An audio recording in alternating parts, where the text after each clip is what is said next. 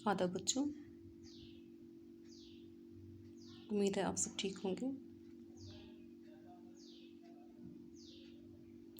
तो चलिए हम आज एक नया टॉपिक पोएम पढ़ते हैं। I can not remember my mother. सबसे पहले हम इंट्रोडक्शन देखते हैं इसकी क्या है। लिखी किसने है ये? लिखी है ये रविंद्रनाथ टैगोर, एक इंडियन बंगाली पोइट, बहुत ही फेमस पोइट थे। पहले हम उनकी इंट्रोडक्शन पढ़ते हैं, उनकी लाइफ के बारे में थोड़ा पढ़ते हैं, उसके बाद फिर हम पोएम के बारे में पढ़ते हैं। पोएम का टाइटल है I can not remember my mother. मुझे अपनी माँ याद नहीं है। यानी एक बच्चा कह रहा है कि जब वो बड़ा हुआ तो उसने अपनी माँ के बारे में ये पोएम लिखी, क्योंकि उसने अपनी माँ जो है वो बचपन में ही खो दी थी और वो अपनी माँ के बारे में लिखना चाहता था कि हालांकि उसने अपनी माँ को देखा नहीं है, लेकिन फिर भी वो हर एक जगह पे उसे महसूस करते हैं, चाहे वो अपने खेलने में हो, चाहे वो अपनी पूजा में, इबादत में हो, या अपने बेडरूम में हो, सोने के टाइम हो या जागने के टाइम हो, हर समय उसको अपनी माँ, ऐसा लगता है कि उसकी माँ जो है वो उसके आसपास ही है। पहले देखिए यहाँ पे क्या लिखा हुआ है। रविंद्रनाथ टैगोर 1861 to 1941। ये रविंद्रनाथ टैगोर जो है 1961 में पैदा हुए थे और 1941 में इनकी डेथ हुई थी। कौन थे? Indian poet, philosopher and Nobel laureate, was born in Kolkata, now Kolkata. ये कहाँ पैदा हुए हैं? ये कलकत्ता में पैदा हुए थे, जिसको आजकल हम कोलकाता कहते हैं। और एक बहुत ही मशहूर पोइट थे, फिलोसोफर थे और नोबेल लॉरिएट। इनको एक नोबेल प्राइज़ भी दिया था, उस खिताब से भी उनको नवाजा गया था। He began to write poetry as a child. His first book appeared when he was 17 years old. उसने पोइट्री जो है वो बहुत ही छोटी उम्र में शुरू की लिखनी, और सबसे पहली जो पोइट्री थी उसकी जो है वो कब छपी? जब वो 17 साल के थे।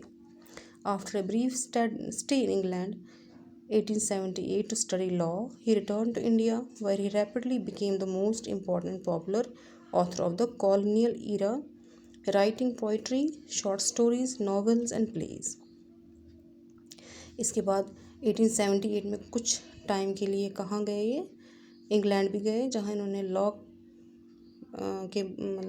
लॉ के बारे में पढ़ा या स्टडी की, यहाँ वकील बन गए, और उसके बाद वो वापस आए इंडिया, और यहाँ आके इन्होंने फिर अपनी वो राइटिंग जो है स्टार्ट की।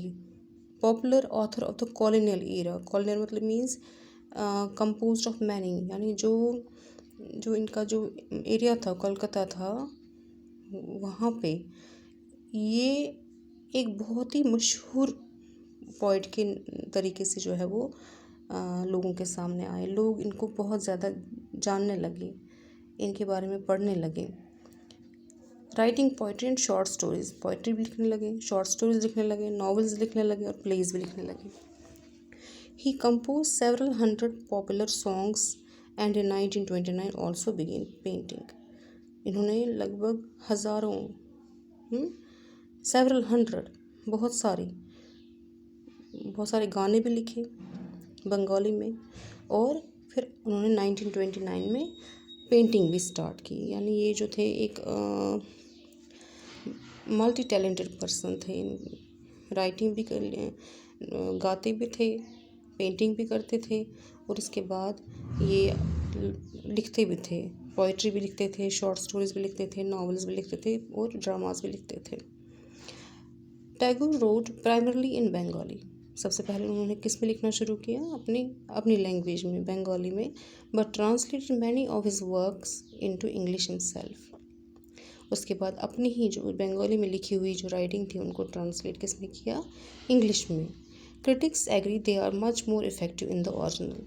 और जो क्रिटिक्स थे, क्रिटिक्स होते हैं जो पढ़ता है और उसके बाद उसमें अगर कुछ कमी है, पेशी है, या उसने क्या लिखा है, उसको अगर लोगों को बताए कि हाँ जी फ़लानी राइटिंग जो है, फ़लानी इंसान ने जो राइटिंग लिखी है उसमें